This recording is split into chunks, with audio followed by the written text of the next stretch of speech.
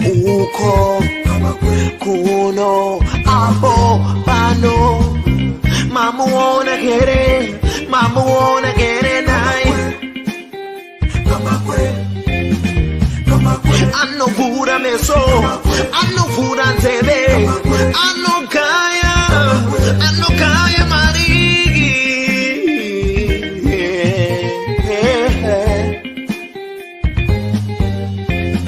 Kama kwetu tikom, kwetu tikom usasai. Kama kwe ano kaya marigi. Kama kwe uyo. Anutara mari, anugaya mari, garai mamunzko. Paninya pano, jamno da kunzko. Shnutoro pano.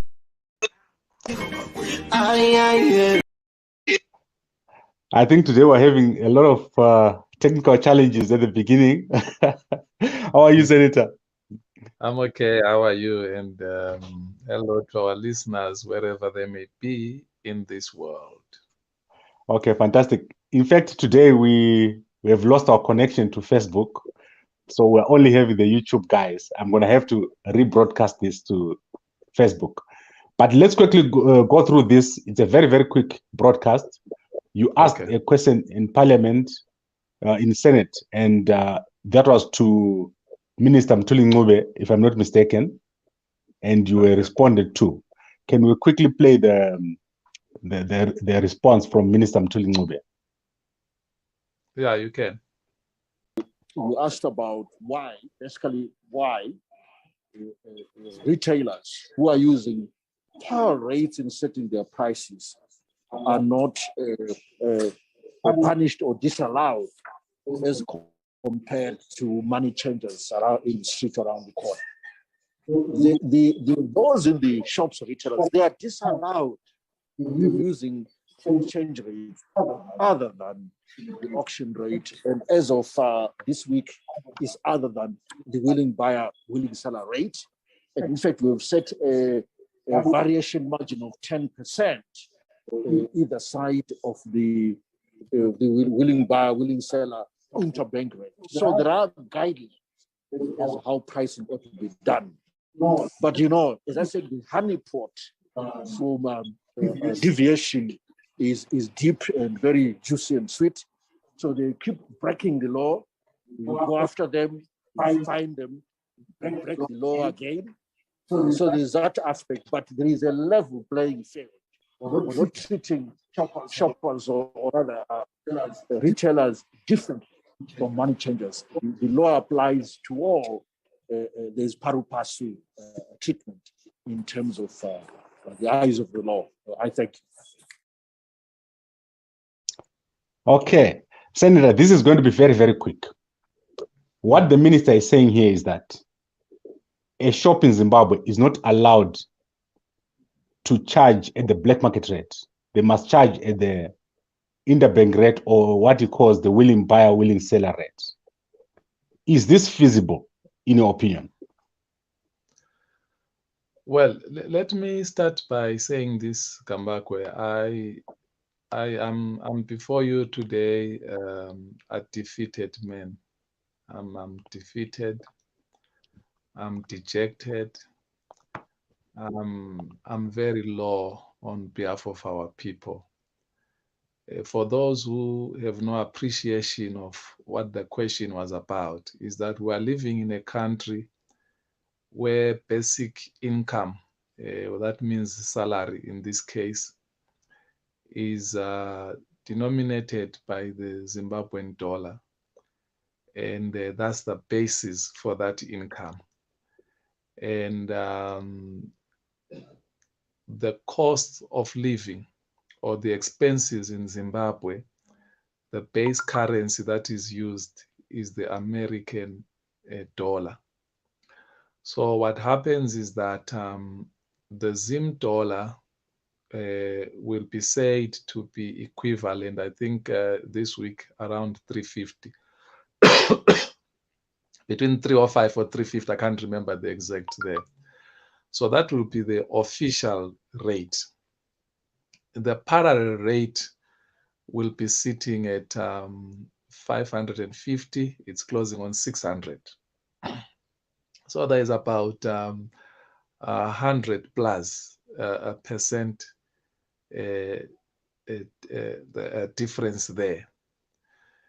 But to make matters worse is that the parallel rate moves almost every other day, and in some instances it moves almost every day.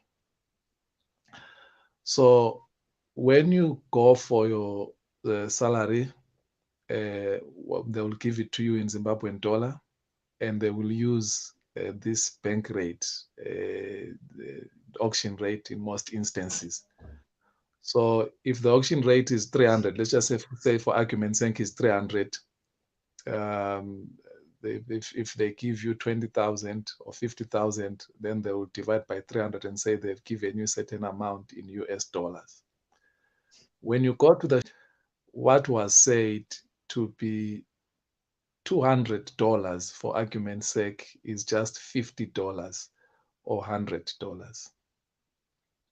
And that's how our people are living on day-to-day basis. So the question really, it sought to say to the minister, we have a situation where the people on the streets whom I approach at my own will, nothing pressures me to approach those people. I can basically ignore them.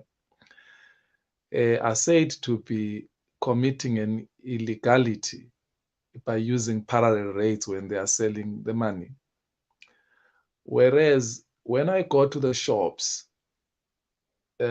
we are forced because you can't live without the shops. You go and get your bread there, you get your milk there, your eggs there, your cooking oil there, your meal there, your rice, and everything that our people need for their day-to-day survival, sustenance. Those people use parallel rates to set their prices, as you heard the minister. And when the minister said what they've been doing, that's historical, is illegal. And he said they are not allowed. And he went on to say, we arrest them, but the honeypot is too tempting. They carry on doing it. Unfortunately, when I asked that question, I was not in Parliament, so I was working virtually. So I was hoping that my colleagues will then take it up to say, are you saying we've been screwed all along? And how many have you arrested? And I thought really they were going to push that thing to its logical conclusion. Unfortunately, it didn't happen, because what the minister simply said is he basically indicted all of these major corporations and shops in Zimbabwe that are making a profit out of stealing from our people.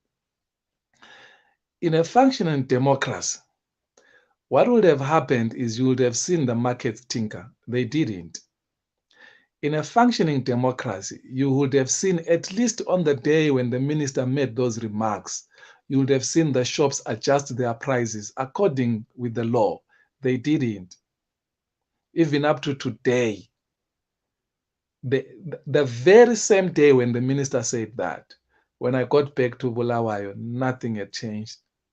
So that's why I'm saying I feel dejected.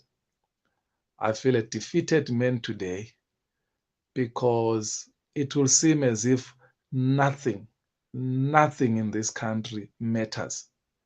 Because if a minister, finance minister, if you look at his office, you look at what he said and where he said it in Parliament, and it doesn't move anybody.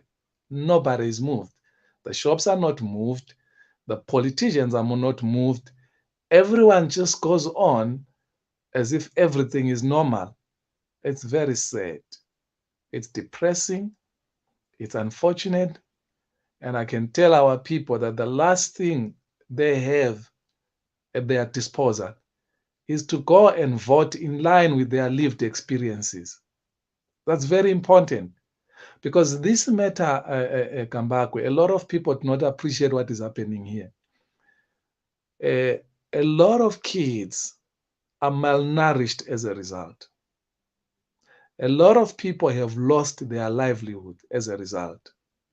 A decent accommodation and just decent day-to-day life is taken away, is robbed of them by this runaway inflation which is not mitigated when it comes to income, because our income, as I've already told you, it's based on the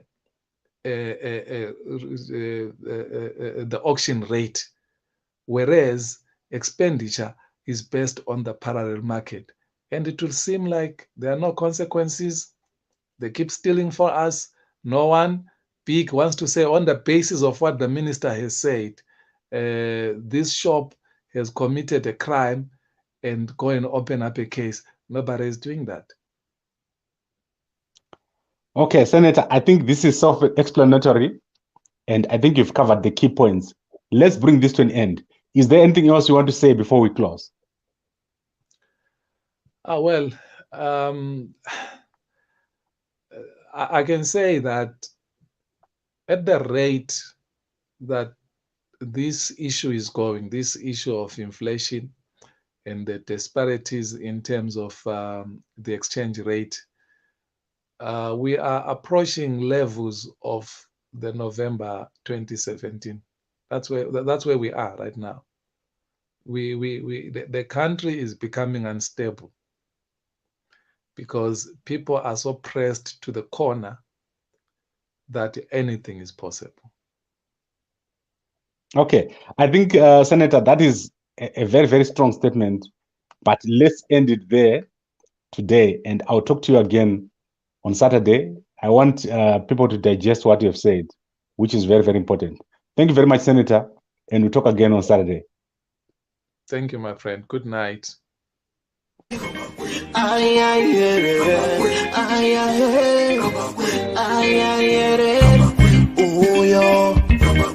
Uko kuno apo pano mamuona kere nai anno pura meso anno pura nzebe anno kaya marigi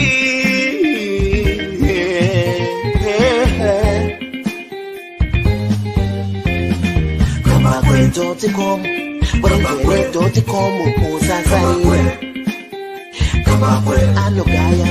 Come back, uyo.